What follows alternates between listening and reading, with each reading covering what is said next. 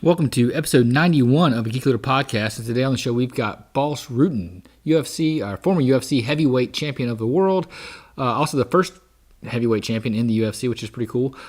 He is now a commentator, he's an actor, he's retired from fighting. We talk about his adversity and the things he had to go through as a kid, overcoming some medical condition and bullying, and what led him to being a fighter, and how he's maintained that ability to keep the mindset of a champion with good habits and how to develop good habits even after his career of fighting is over, and now as he's into commentating and acting and even inventing. We talk about an invention that he had that's helping thousands of people all over the world, and I really want you guys to check it out, and I hope you guys enjoy this interview with Bas Rutten.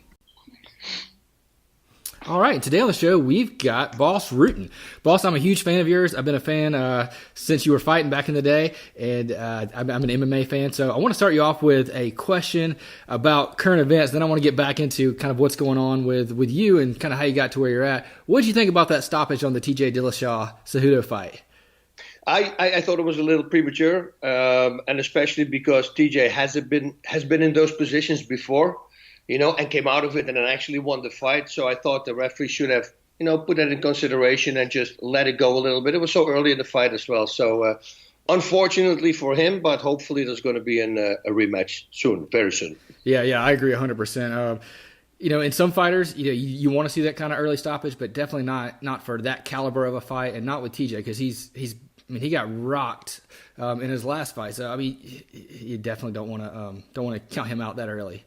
Yeah, it's a shame, a guy, but it's for every fighter, sometimes it's too early, sometimes you see those things like the referee stops it too early, but then other times you see it when the referee doesn't stop it, and then the fighter actually still wins the fight, where you personally think, oh man, they should have stopped that fight. That was way too good. They had like 15 unanswered blows, and then he goes on to win the fight. So, there's so much out there, you never know how it really is going to go. But it's all about stamina. And what I do know from Dwayne especially, that DJ he's a different breed, man, among everybody with his stamina and everything that he does. He says, Bas, whatever I tell him this guy does, it's just the most amazing student I have ever had. So, yeah, too bad. Hopefully up to the next one, I guess. Yep, that's right. You got to bounce back, right?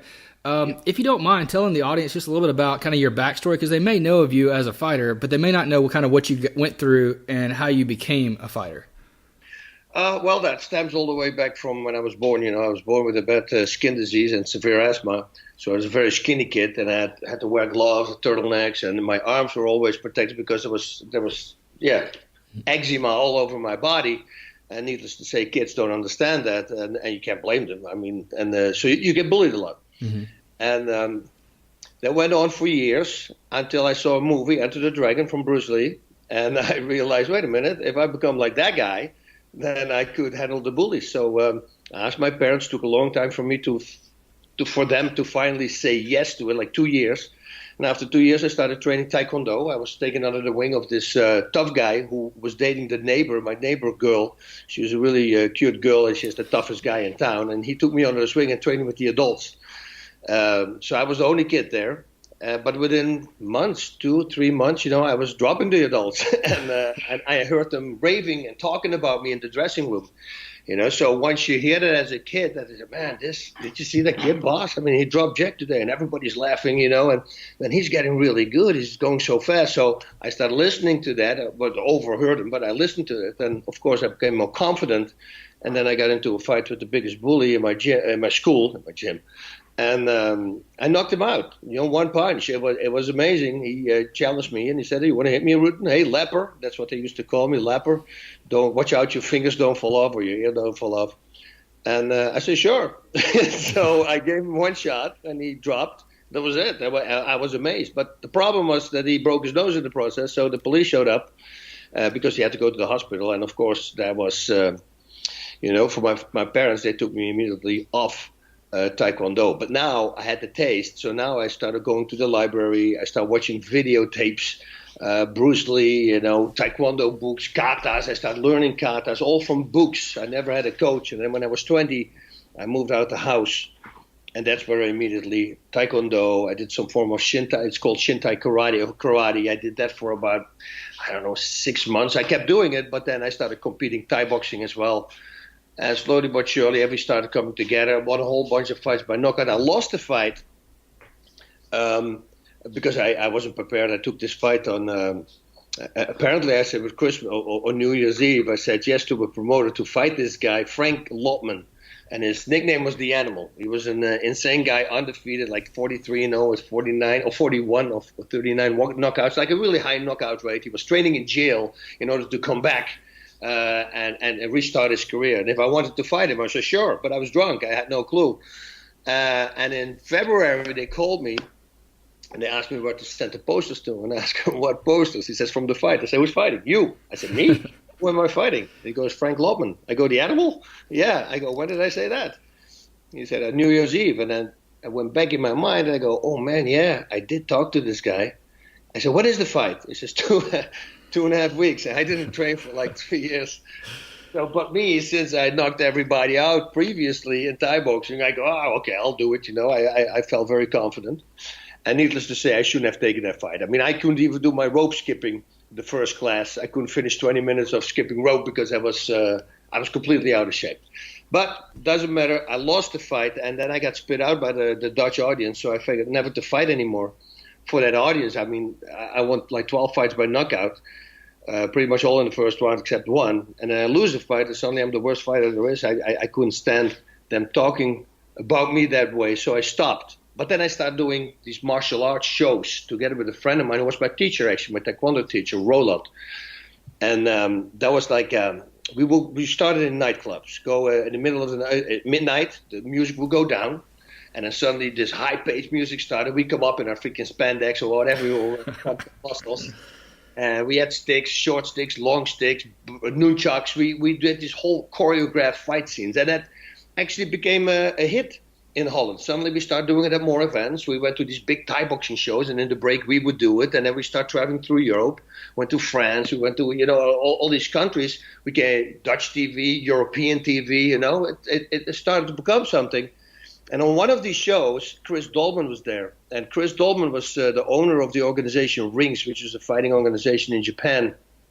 And I knew Chris for a long time. He's kind of the godfather of mixed martial arts in the Netherlands. And he stopped me and he says, man, I've seen you doing all these crazy things. We would go to the ring like with backflips and a somersault, stuff like that. So we did very acrobatic things. I would kick my buddy in his belly, and he would, because that was from the Bruce Lee movie against Bob Wall, would grab my foot and he'd throw me away, and then I would fly backwards and then, knock him out. And so there was a lot of acrobatics. And he says, listen, I know you as a Thai boxer. You were incredibly explosive. Now I see you doing all these crazy acrobatics. Are you interested in free fighting? That's what they call it at the time. And I asked him, of course, what it was. And he says, well, yeah, it's in Japan. You can pretty much do anything you want. You get choking, there's arm bars, which I had no clue of. And I said, but I pay you. And they said, yeah. I go, yeah, I would love to do it because I was looking for a job anyway, right? Being a bouncer is not the cleanest lifestyle in Holland. So I started training with him, but it was on and off. I had an injury here and there. It was all the way in Amsterdam, so it was like a 2.5-hour drive for me to go during the day, and back it was like an hour 45 minutes. So it took a lot of time out of me. And I remember my first class, actually, I got completely beat up, choked, arm barred, everything. Had to stop my car next to the road, called my wife and said, listen, I'm going to sleep in the car. I'm completely destroyed. These guys really took time on me. And the next day I came home and she was laughing. She said, oh, so that's it? That's your free fighting experience? I said, no, that's not it. I said, within 6 months, I'm going to clean that whole gym up. You'll watch. This, I can't stand it. I had to drink liquid food for 3 days. I thought I could hold chokes like on the windpipe. So I was just holding it, but they, of course, crushed my whole windpipe, so I couldn't swallow anymore. I had to drink liquid food. Long story short, we had injury here, injury there. Suddenly there was a telephone call from Chris Dolman, and it was weird because I never picked up my phone and the answering machine was broken. But somehow something told me to pick up the phone, so I picked it up, and he says, Bas, there are scouts from Japan for a new organization called Pancrase, and they're in my gym right now. Jump in your car, come to our gym. I'll make sure they stay here because I would like them to see you, and maybe you can fight for that new organization. So I went over there, and then since he had the organization Rings, I had to spar with one of the Rings champions, and because they were filming, he went really hard on me. So I told him after the first round, I said, dude, we don't have to go hard. They just want to show technique. There's no need for us to go hard. So then he turned it up. So I stopped. I stopped him right away in the beginning. I said, it's okay. I'm not saying this for me. I'm saying actually this for you. If you want to go, then we'll go.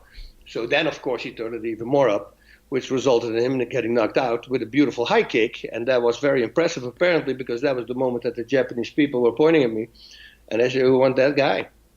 And that was it. 93, September 21st, like I think 2 months later, 6 weeks, 2 months later, I was fighting in Japan. Never been on a plane, 13-hour flight to Japan. There was a whole different world where I arrived suddenly. Never been in a big city like that. And won the first fight by knockout, second fight by knockout. Then I lost my third one by way of a toe hold. And for people who don't understand, the word toe hold, it sounds like stepping on a toe. I saw a guy break his shin bones with a toe hold. So it's a very destructive move. And I lost the fight. I still didn't have any training partners. I could go to Amsterdam, but it took me a long time to get there. And sometimes when I was there, other fighters wouldn't even. So you were still living in Holland and just flying back and forth for your fights? That's it. Yeah, I was still living in Holland. And slowly but surely, I found this one guy. I lost another fight by submission. And then my last fight, I lost by submission against Ken Shamrock by weight knee bar. And that really set me on this path. Now I became vocal. Everywhere I went, I was looking for fighters to train with me because I had nobody to train with. And I found this one guy, Leon Van Dijk. And he was an incredible, strong Thai boxer as well. Very good athlete, and we just started training 2-3 times a day. We started breaking down every fight that we saw, writing everything down, and just go crazy on the submission. I fell in love with the submission game. So yeah, prior to that last fight, you were primarily a striker, and then you started working on your submission game. Is that right? That's it. And then I never lost a fight anymore. So it's then I actually started submitting everybody. I won after my last fight, I believe I trained for like 2.5 months, 2 or 3 times a day. I won my next 8 fights by submission suddenly. And now the Japanese were like, whoa, what's going on? So if you look at my record now, I believe it's 11 knockouts and 14 submissions. I have actually more submission victories than I have knockouts. So it worked, but it's like anything in life. I always tell people, it's just putting the work in and falling in love with it. I think that's the most important thing. People always say, I want to follow my passion. Yeah, I want to be Jimi Hendrix, but I don't have that quality. That's just a talent I don't have. Follow what you love. Mm-hmm. And if you do what you love, you don't mind doing it every day. And so when I got obsessed with ground fighting, my poor wife, in the middle of the night, I would submit her because I would dream a submission and then I would ask her to wake up and I would put the submission on her.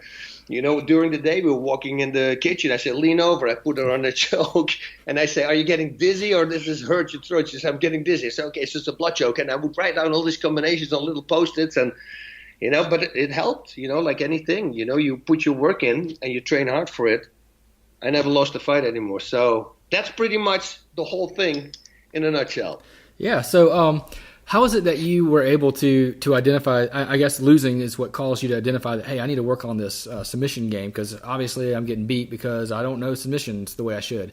Was there anybody from the outside that kind of told you that kind of helped you break through? Because sometimes it's hard to, at least I see it being hard for me to have that self-awareness of saying, oh man, I suck at this one thing and being able to open up and say that. Oh, not for me. No. I knew this was my Achilles heel, so I had to take care of that. It was either that or stop with the sport.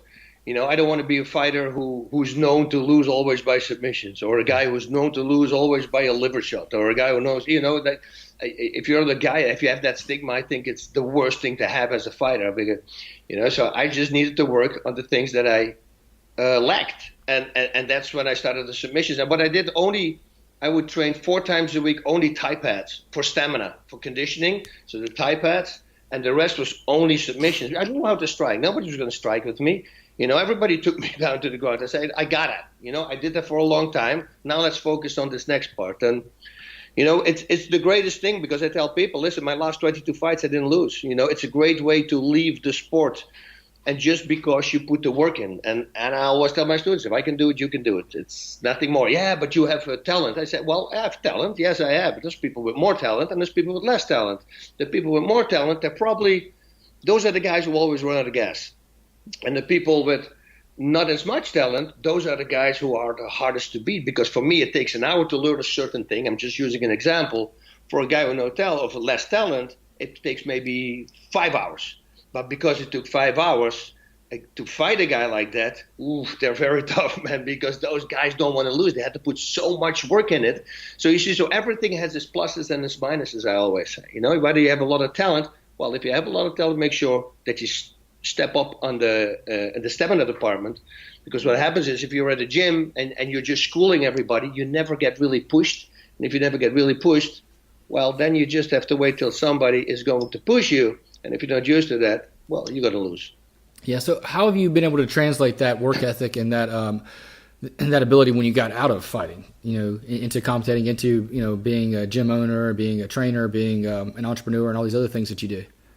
It actually started already with my parents installing in me all the principles in life. I had 5 jobs when I was a kid. I had 2 newspaper jobs. I worked on the farm. I restocked groceries. I was a dishwasher at an Italian restaurant. So I did a lot of work. I've always knew that if I wanted something, I had to work for it. As a kid, you don't understand it and you don't like it because the other kids just get things. But, literally, I think like 10 years ago was the first time that I called my dad on Father's Day, and that's where I told him, I said, Dad, I really want to thank you for what you guys did with me, letting me work for my money, because now it's helping me tremendously. So that I brought through the fighting. And you have to also understand, I had severe asthma attacks, so I had asthma all day long. But then I had attacks for 7 days or 8 days, being in bed all day, not even able to eat because I couldn't breathe. If you sit and that 24 hours a day for 7, 8 days straight. Now, go to the restroom. I had 1 flight of stairs that I had to go down. Try to go to the restroom that way. It takes 25 minutes, and that's going down. Going up, that's going to take longer because I can literally take 2 steps. I have to rest. And until you catch your breath a little bit, take 2 steps more, and then rest again. Every time sit on the stairs. So I think that gave me a lot of perseverance as well, to push through. In the face of the odds, was always going through and finding it. So when I came to fighting, that was easy for me. And then since it was instilled with me already from a kid, after fighting, I knew exactly, it's work hard. That always works. Mm-hmm. And people go like, oh, you're so natural. I go, yeah, but you don't understand. When I came to America within 3 weeks, I was taking acting classes. I knew eventually I wanted to do something in film. I just worked for it. They say, oh, yeah, but you're so good at acting. I go, dude, I work hard for it. Everybody thinks that I just go like, oh, I got a job. Okay, let's do that job and I'll just excel at it. No, I put a lot of time in everything that I do. I think it's very important. Yeah, I think we see that in business too. A lot of people think that there's an overnight success that's just instant. But if you look back at almost any of those companies, you look back at Apple or even Facebook and Google, they put their time in. I'm not a huge fan of Mark Zuckerberg, but if you look at the work that he did, even as a kid, like a 12-year-old, he was writing, messaging apps for his dad's business. He was working on coding, and he was working on the skills that he needed in order to achieve the long-term success. And everybody thinks, oh, it's just an overnight success. But there is no overnight success. Yeah. I had a seminar in New York with Dwayne Ludwig and this whole a bunch of guys were there. And it was a Dutch guy from 21 years ago, a friend of mine. And later on, we sat at the bar, we drank a beer, and he goes, man, you got so much luck, Bas, huh? You have so much luck with everything. I said, it's nothing to do with luck. Yeah, of course, there's always a little bit of luck you need. I said, it's preparation, dude. All the time, all you guys think that I do things automatically. Dude, I'm a work animal with everything, memorization, before every mover. I go when I don't need the script, trust me, because I've been doing that for the last 4 weeks, every single day, acting classes, taking acting classes, private classes. I mean, I go over to do 3 different ways because that the director is going to say, can you tone it out a little bit? Actually, I can. I already worked on that as well. So, just takes a lot of work, but hard work pays off, just like anything else. Yeah, so how is it that you motivate like somebody that you're training or somebody that you're working with to put in that hard work when they feel like they're not quite adequate, they're not quite talented enough, they don't quite have that skill set that you had in order to be a champion? It's hard. You have to get through to them. You have to. Some people have to work hard for it, and some people have to work even harder for it, and you just have to explain that. I say, what is your goal? You want to be a champ? Yeah. Well, all the other guys who are champions and who've been there, they all did that. You cannot do it without hard work. So it's either you do that or, you lose. It's, it's very simple. It's like almost with alcohol. An alcoholic, if you hit rock bottom, they say, right, that's when you come back. And I think with a fighter, maybe if you get knocked out or things happen, which can also result in in a worse effect, because if you get knocked out, some of them can never overcome that. You see, but the tough guys will overcome it. They have to find out that there is hard work to achieving something, and nowadays that's a very hard thing to find, especially with the schools, with kids, how they get raised, and everybody is a winner, and you can't say he's a loser anymore. You're setting them up to fail in life. That's what you're doing, because guess what? Once they're out of the protective mantle of the school, they will fail, and if they never learned how to deal with failure, they're going to crash, and God knows what's going to happen to them. Yeah, I see a lot of leaders and parents, and even with I have 3 kids. Even with my kids, I see that same kind of thing where parents want to catch their kids. They want to keep them from falling, keep them from getting hurt. And I think back to a Tim Kennedy quote that he said, "Tough men make good times. Good times make soft men." And soft men make bad times. So you've got to have that ability to let your kids fall, let them understand that failure is part of life, and you got to bounce back from it. Otherwise, when they get out in the real world and they do fail, and they're screwed. They're crushed. Exactly. That was Tim Kennedy. Yeah. See, well, Tim is the toughest guy out there. So he's definitely one of them. That's for sure. I would listen to a guy like that. Yeah. So let's say I'm in that situation, and maybe I didn't have the parent that, I had the parent that coddled me and carried me along, and now I get out in the real world and I do face that first devastation. What kind of advice would you have for me to say that, or maybe I got fired from my job, or I didn't excel, I didn't put in the work because I kind of thought that I didn't need to, because I grew up in a world where everything was handed to me. I got a participation trophy or whatever. What kind of advice would you give me to rebound me and get me back in the game? Well, exactly that what you just said. I said, listen, apparently you get pampered along the way about your parents. This is the real life. Welcome to the real life. This is how it feels. And that feeling that you just had, I had that about 50, 70 times. Everybody has that. That's how you persevere. You keep going. You keep going. So hopefully for you now, you understand that you're going to have to work for it. Now, it's not going to be hard, or it's not going to be easy. It's going to be hard, especially if you're not used to it. But guess what? You can train everything. You can train everything in your mind. It's all about habits. Everything in life is about habits. If fighting, techniques, setups, everything is habits. And forming good habits is the most important thing that there is. So you take a focus, you set a goal, you write it down, and this is what I'm going to do, and nothing's going to steer me away from it. Oh, you want to go out tonight? Yo, sorry, can't go out tonight. I got a fight coming up. I got to train. You have to set your priorities, and if you can't set your priorities, well, then you're never going to be a fighter. Yeah, you might get lucky here or one and there, and win a fight, and maybe get lucky, win a title maybe one time, but then lose it directly again. That's not really being a champ. You're going to have to defend the title a bunch of times. That's what I think it should be. But, putting hard work in and making them see it, because now you know what it feels. Do you ever like this? Do you want this feeling again? No? Well, the only reason to get out of it is to change your habits, because the habits you had before were bad habits. You have to change your habit, make them good ones. You can't replace them. You have to make them into good ones. It's very important. A lot of people try to just neglect them. That's not working either. You got to change that habit, and you change it into a good habit. Yeah, is that about like if you take that bad habit and put something good in its place? Is that what you're talking about when it comes to changing habits? Yeah, and it's a good book. What is it? What is it? The Greatest Salesman of the World. It's a real cool book. I read that book. It took 10 months to read, actually, because it's not a thick book. It's a really thin book. Matthew McConaughey was talking about it, and he's one of my favorite actors on the Actor Studio. And he said that changed his life. Like The Alchemist is a book that changed my life, and that book as well. And he said what you're doing, it's a guy who's a very good salesman, but he's getting older and he's looking for somebody to get into his footsteps, follow in his footsteps. And he finds this one kid, and then he has these 10 scrolls. And the 10 scrolls, they are the secret to becoming a successful person. And what this kid has to do, has to read one scroll every day, 3 times a day.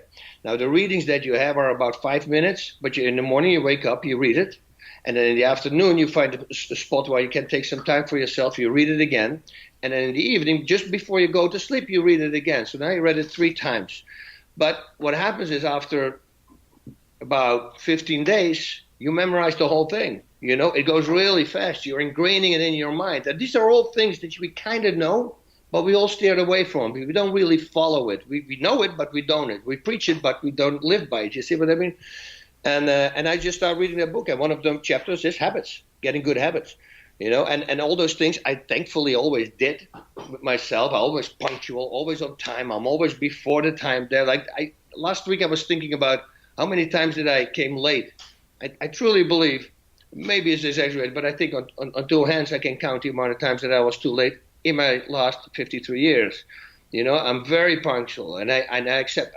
I want people to be that as well. If I train you at 1 o'clock, don't come at 1:30, because that happens one more time, I'm not going to train you anymore. It's valuable. Time is valuable. That's the only thing we never can get back. So respect people. It's all about respect. It's respect my time. I respect your time. So once you start doing it, working like that, nothing can stop you. Yeah, I'm a huge fan of habit building. There's a book that I read by Charles Duhigg, I believe, called The Power of Habit. And he kind of broke down some of the mental things that happens inside your brain whenever you develop a habit, and how like the subconscious part of your brain starts to do the activity without you even knowing it. So if you have good habits, you're going to want to do those good habits, and you'll feel bad if you don't do those good habits. Like if you get into the habit of running, I remember when I was training for a marathon, and I definitely had a habit of running all the time. And, whenever I'd miss a day or something like that, it's just like, I felt so bad. It wasn't just like a mental feeling bad. It was like my body felt bad too. It kind of affected me in a deeper sense. I do these talks for kids who go from from high school to college, right, or to work, whatever it is. And this is the last day that I talk to them. And the first thing that I start with is, who woke up this morning, hit the alarm clock, slept 10 more minutes, then hit the alarm clock again, slept 10 more minutes, hit the alarm clock again, slept. Who did that? And you'll be amazed. It's 90% of the hands go up. I figured it'd be at least 50, but 90, wow. Oh, it was super. Everybody went up. It was better to ask who didn't do it, because I think there was only a few standing. And I said, that's a bad habit, guys. And because I talk about habits in that part, I say, you can break that habit tomorrow morning.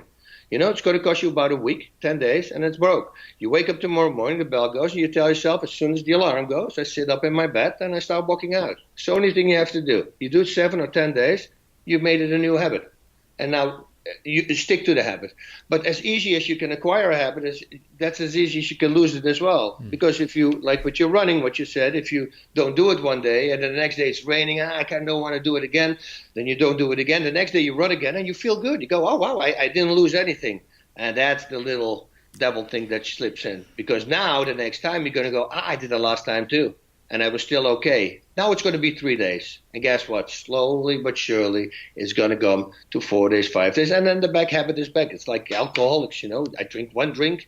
After 4 months of not drinking, you drink one drink. And then the next day you go, wow, I got it under control. This is insane. Okay, let's not drink for a while. Then a week later you're going to go, I can do it. I did it last week as well. Let's take another glass.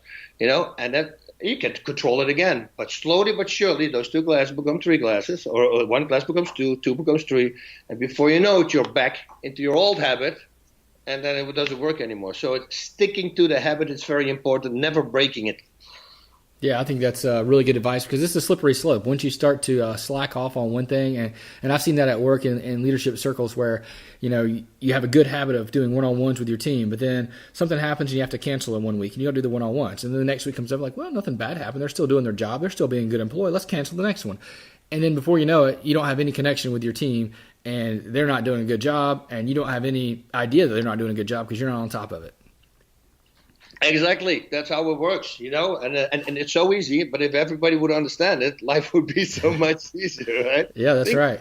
It's real simple. Yeah, and a lot of the big tips in life that are just, that what makes you a champion and what makes you a great leader are just little simple things that you just have to be committed to continue to do every day. That's it. You do it with everything. I was talking last time with turn signals. I always use my turn signal.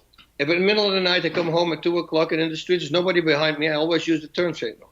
And I talked to a friend of mine, and he said he's doing the same thing. And he answered back, he says, yeah, I keep the habit a habit. Even if there's nobody behind me, I still do it, because once you stop doing it, you become loose with it. And I just really dislike people like that, And don't worry, if you're behind me, I don't need. But if I had to go on my break because you decided not to use your turn, it's just a really annoying thing, And I don't want to be that person. So we have to all take care of each other everywhere on the planet. Let's also do it in traffic, right? That's right. And I think you made a good point there. Like, it's the things that you do when nobody's watching that matters, because how you act when nobody's watching is how you act when people are watching.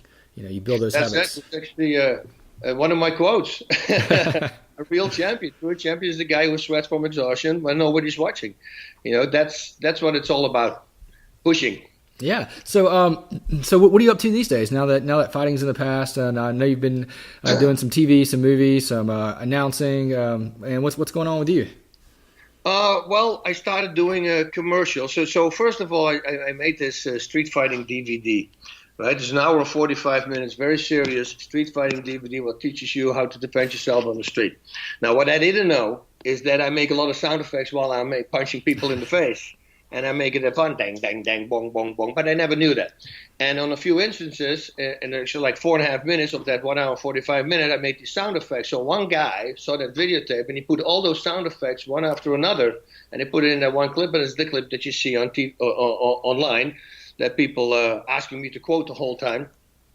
And it became a big thing. Now, that clip, it got me so much work, you have no clue. I actually tried to find the owner of the clip, and I sent him an email, a couple of emails. They say, obviously you're a fan. I say, go to my website, pick whatever you want. I'll send you anything. I mean, I got a lot of work out of you, so thank you very much. But I never got in contact with him somehow. But, yeah, that's how pretty much everything started. And then, also going to the UFC was important to me because Japan, a lot of people, there was the hardcore people who knew me from fighting in Japan, but a lot of people here, they knew the UFC. So when I came to America, I went to the UFC. I was hoping to become the UFC heavyweight champion, which thankfully worked. And that opened a lot of doors as well. Now suddenly I was on CBS doing a show, Martial Law, and I did together with Kevin James, who was a friend of mine at the time, who also was asked to do a show. And he said, hey, let me call them and see if we can team up in the same show. That would be fun. So Kevin and I know him also for 21 years now. We became very close. And then when he had his show, he always asked me to have an appearance here and there. And then when he started doing movies, well, he put me pretty much in every movie there is. So I did also other movies. I did a short comedy, The Kingdom of Ultimate Power, which won first prize at the New York Film Festival. And that was actually the movie that convinced Sony to take me for Here Comes the Boom, because Here Comes the Boom, it was a supporting actor part, and they said, hey, he's a fighter. I don't know if he can carry that part. He says, watch this movie. So he gave him the movie, what was it? Kingdom of Ultimate Power. And that character is pretty much the guy. I had to tone it down a little bit, but it's pretty much the guy that you saw Nico in Here Comes the Boom. And when they saw the movie, they say, oh, yeah, okay, he can do it. So thankfully, I did that short comedy, and it worked out. Awesome.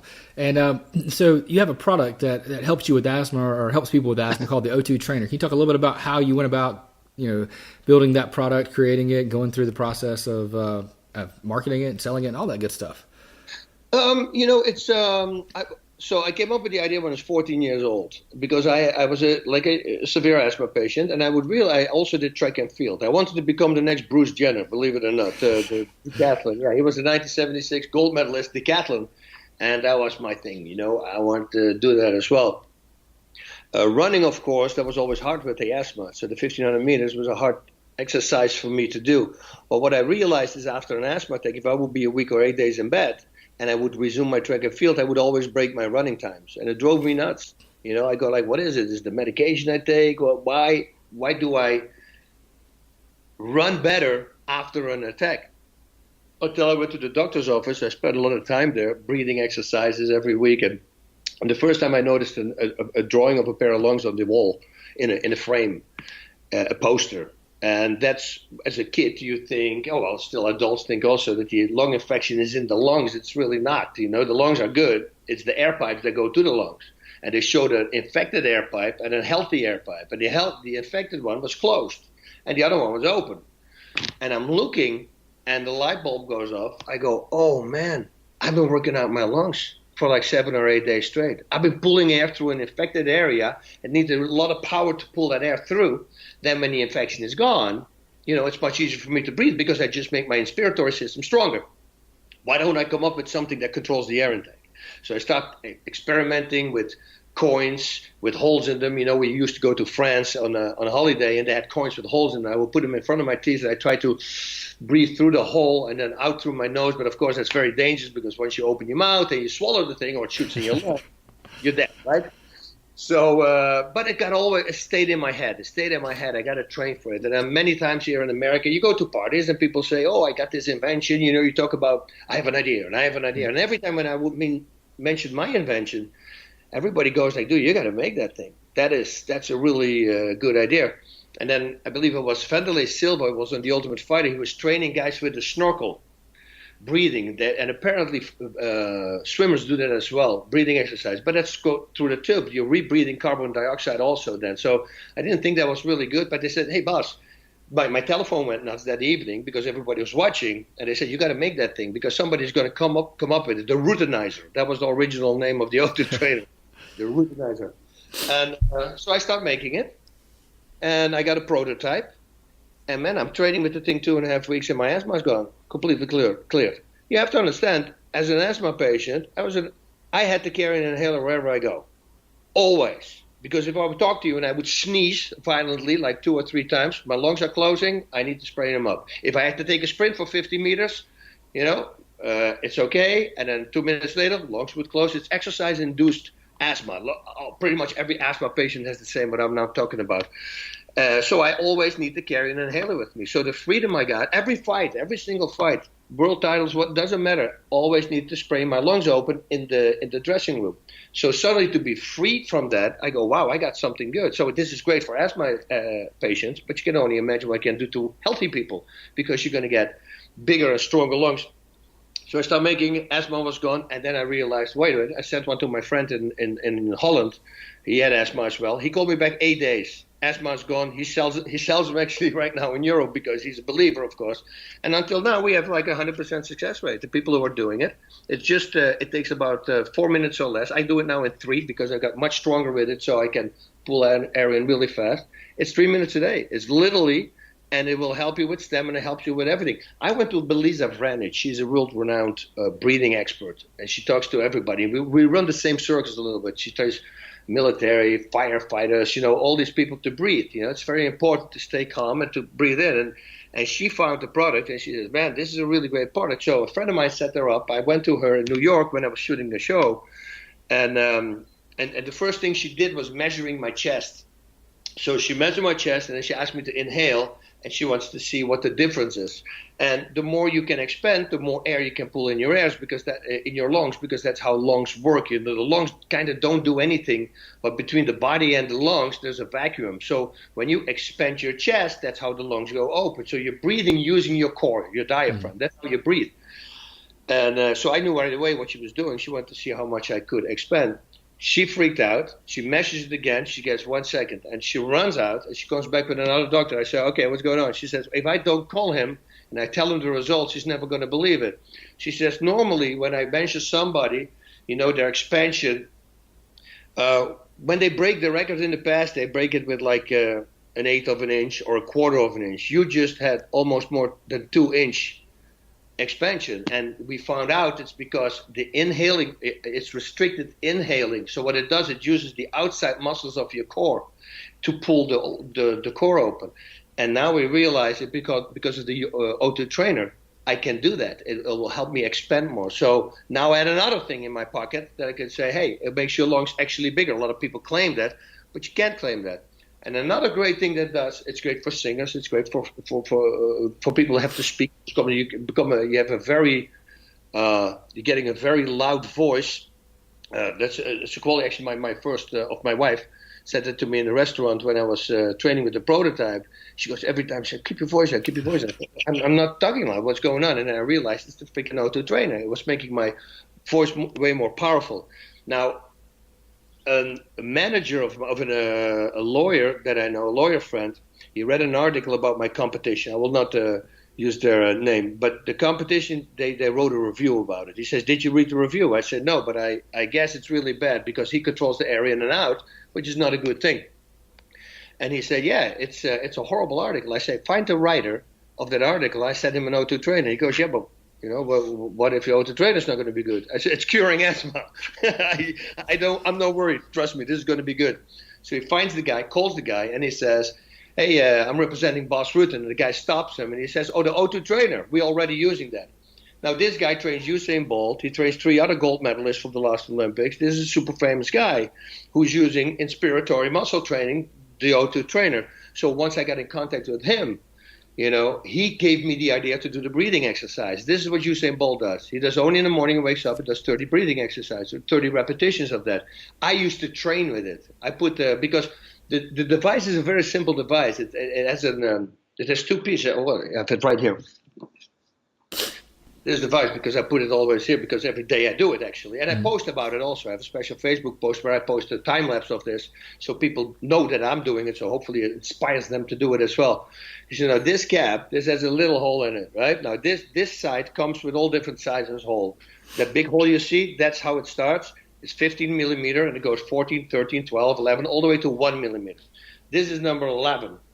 This side has a flap on it. Oh, here we go, a flap on it. So if I exhale, the air goes out. But if I inhale, this closes, which forces me to breathe into this side.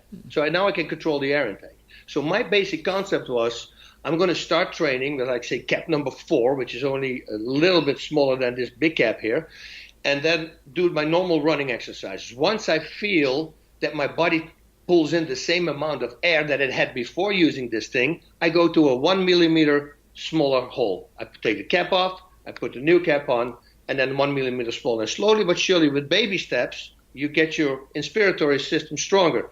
And it cured me for my asthma. So it worked perfectly. But when I talked to the guy from Usain Bolt, he says, no, you only have to do breathing exercises with it. And he says, Bas, he has 18 published medical journals. That means it's clinically proven. You see those products. I always talk about this on a podcast when somebody says, oh, it's clinically tested. Yeah, don't buy the product. Why would you buy the product? Because it's tested. If the test would have been great, it would have said clinically proven. If it's tested, it doesn't mean anything. It's just a way to trigger somebody at home and go, oh, clinically. They see the word clinically. Oh, I got to buy it. It's clinically tested. Yeah, it's tested. What was the result of the test? That's what I want to know. Now, if you have a published medical journal, that's a 100% proof of what it is. So once he said that and told me that there's a better thing even with it that you can do. He says, if you do this twice a day, for 6 weeks, and after 6 weeks you can maintain it by doing it once a day, you take care of all the lactic acid in your core. And people think, so what is that going to do? That's going to do everything for you. That's why you don't get tired in training, but you are getting tired in fighting faster, because everything is getting tight. So if you work your core, it's like pumping your muscles, right? If you train biceps, your muscles blow up with blood. But it's the same in the core, because you're working out your core, you're breathing fast in and out, you're working those muscles. Well, guess what? They pump up, not only to the front, but also inside. So now the space that you have for your lungs suddenly gets a little tighter, because the muscles are pumped around that. Doing it twice a day for 6 weeks will take care of that problem, takes care of all the lactic acid. So your lungs can keep breathing and constantly be at their 100% level. So that's why it's so effective. So, yeah, all those things together, now we really start to find out, people really start looking into it because they see the results. And the results are literally 10 days. You don't use your inhaler anymore, or 90% less. And I have a special Facebook account, Bas Rutten's O2 Bootcamp. You have to be a member of, so you have to send in a request. But, that's where people who have O2 trainers come to, and they can see me doing every day on a time lapse that I do the 30 repetitions. And if they have questions, I ask them the questions as well. Awesome. Yeah, I saw on Amazon. I went and checked it out. It's got like a ton of like positive reviews and all these people that are just, their life was changed by this. So that's an awesome product. Thank you. Yeah. No, I'm so happy also that it cured my asthma, and there you go again, you see. So now you had something that was my Achilles heel, but I made a product out of it that helps people now who have the same Achilles heel.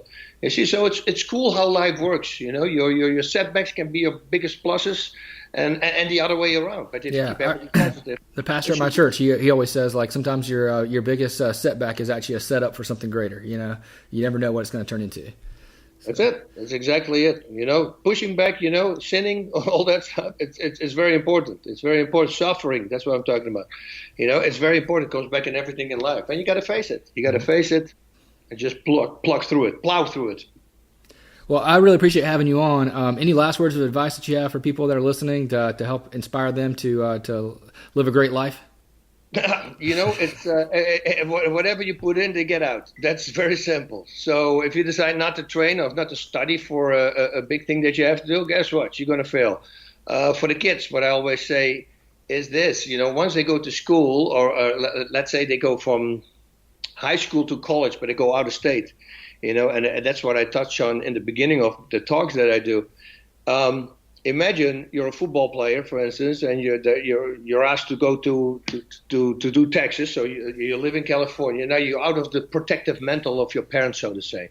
Now these are the parents who drove you to every game when you were young, every week, everywhere somewhere else, different states, everything, every practice, everything. They did everything. And then once you come out of that protective mantle, so to say, and you're by yourself, and now drinking, and hey, there's drinking, there's drugs, there's everything. I always say to these kids, I say, listen, I'm not going to say don't do anything. That would be stupid because, look at me, look who's talking, right? I said, but what I'm saying to you is pick your moments. I said, because even if you don't have a game, let's say on Friday there's a big party, and on Saturday morning early you have training, football. But now you were talking college. Now we're talking about the best guys on the planet going to that college, or in America, going to that college to play football. And you decide to go to the party the day before because it's only a workout tomorrow. It's not a match. It doesn't really matter. But you're a little tiny off because, you've been drinking.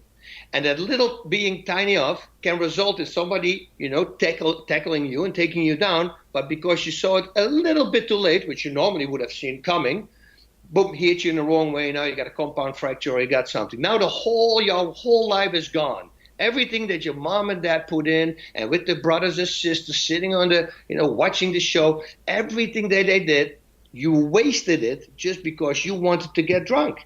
And I say, pick your shots. Wait for a game. After the game, there's always a reason. Winning or losing. Winning, hey, let's party. Losing, oh, let's party. You see, there's always, but pick your shots. I'm not saying don't.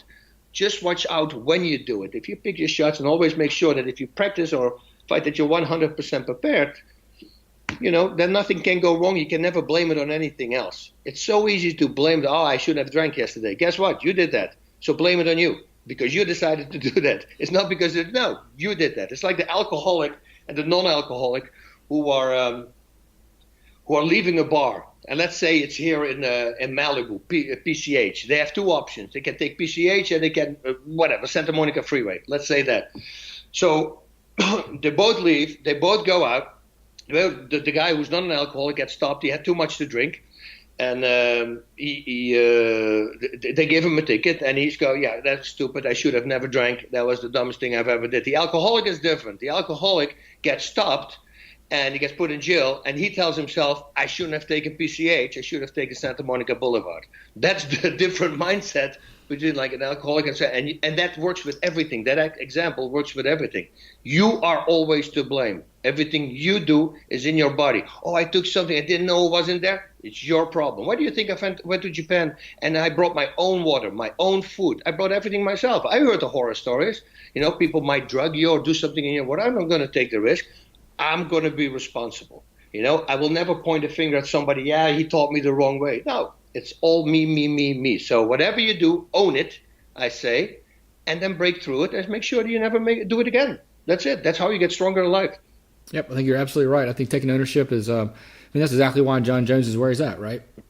It's such a shame, But every time people ask me about him, I tell you, what a waste. What a waste that is. He's the most talented guy I've ever seen. He can go in history as the best guy ever. Why not attach a really good persona to this? Yeah. Hopefully he can turn it around, though. Hopefully he's got time. No, but this is listen. After the second time, I wanted him to turn around, right? Not after the third or fourth time, And it's still good. It's still good because now people can see that even the great athletes like him can also fall. We all fall, man. Everybody has their vices. We all have it. You just have to figure out what vice it is and then say no anymore. But it takes strength to say no. It's to say no to suffering. There we go again. Whether you're religious, I'm very religious as well. So it's facing it and doing it. That's the only way to get out of it. If you don't change it, it will never change. I have a cousin like that. It doesn't change his habits. The last 20 years, it's the same. Up, down, up, down, up, down. I go, dude, you don't change. It's insanity. That's literally the definition of insanity. Doing it again over and over. Don't change it. And then same mistake. You have to change. So everybody can do this. It's just doing it, which, again, is very hard in this day and age because of these stupid things here. Everything takes up that time. I'm actually doing, they call it Exodus 90 right now. Mm-hmm. It's 3 months I detach from everything. So this is only day 5 today. I got 90 days to go. There's no alcohol. There's no sugars. There's no eating in between meals. There's only cold showers. Oh, this was funny. It says short cold showers. I say, short? I say, you're taking my warm shower away, and now you want me to make the cold shower short? Are you kidding? But you're detaching. No internet, no phones. I can use internet and phone. Bye, baby. I can use internet and phone, but only for like business or my work or for a house. You may have to pay bills or something. That's the only way. I can't surf the internet, can't watch TV, can't watch the game. I went yesterday to the game. I might have glanced here and there, but I was constantly talking to my friends. You detach yourself from everything, because what people don't realize is we're super addicted to this thing. My last message that I had, I spent 4.5 hours screen time per day on this thing. Man. I cannot even understand it. I'm 4.5 hours on the freaking thing. So now, already in day 5, my mind is so clear. This is the 5th day. If you read the reviews from these people who are doing it, it's insanity. Everybody who went through it and made it, they said your life becomes so much better. You realize that you were all addicted to all these little things that people need, the likes that we need. How many people saw this video? It is such a stupidity, and we're all living according. And in schools, it's the worst, because in schools, if you don't have as many likes, you're not as popular. It's the dumbest thing on the planet, but everybody's doing it. Step away from it. And don't get me wrong. Like 9:30, we started this interview. Around 9 o'clock is the time that I turn my computer on. I'm up at 5:30. Everything at 5:30 between 9 is without social media, without everything. It's only for me. It's only for God.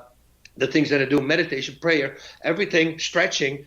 Sometimes I walk the dog on a big hike. I'm done at 9 o'clock, and I already spent 3.5 hours on myself.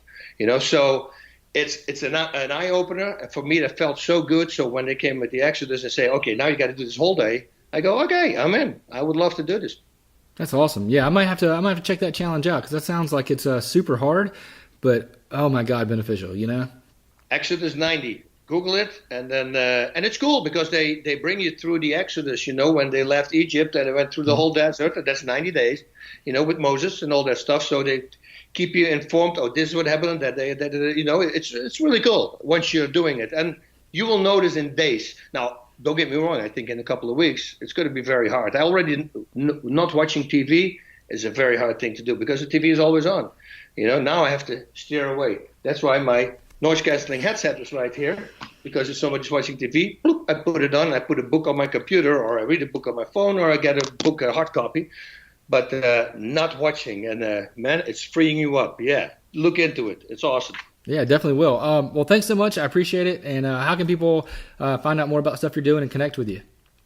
Like especially now it's a little lower, right? Because I'm disconnected from everything. But I do answer a few here and there. What I also do is post videos on Facebook once every few days, like a fighting thing, because it's still my work. It's still and I'm allowed to do that, But interacting with them, once they start reacting, I'm not going to interact with them. So if people are interacting, asking me questions, please know this is the reason I'm not answering back, because I just want to disconnect. So go to Facebook, which is facebook.com Bas Rutten, with one S, by the way. It's not Bass, that's a fish. I'm Bas, B-A-S. And then on Twitter, it's Bas Rutten MMA, and the same on Instagram. So, yeah, don't expect a lot from me on social media. I've never been that guy at the beginning, but, I really toned it down lately as well, especially now.